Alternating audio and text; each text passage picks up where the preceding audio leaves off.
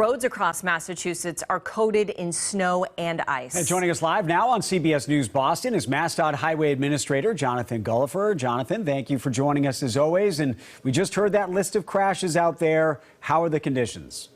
Yeah, this storm is hitting right in line with expectations, and very heavy snow. Road conditions are difficult across much of the state right now. Visibility is especially poor in many areas, and roadways are generally going to be snow and slush covered, so you really do need to take it slow if you go out.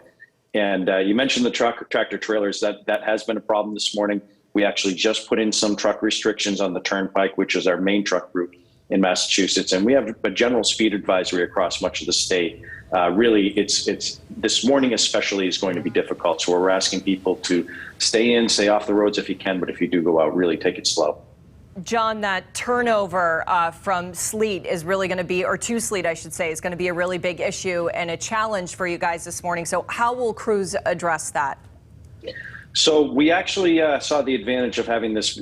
We had the advantage of seeing this coming for a while now. So we've been out there pre-treating for the last 24 hours. That helps keep the icing down. So when the temperatures do drop and when the snow starts falling, that gives us a little bit of a jump on things. So that pre-treatment helps a lot.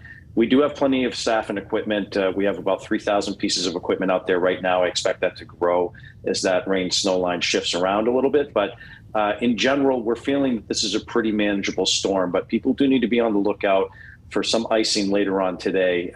Not widespread, but in spots. You're going to see some black ice as the temperatures drop and that slush and some of those wet areas start to freeze up. Is this an all-day event for you, Jonathan? The crew's going to be out into tonight, I imagine?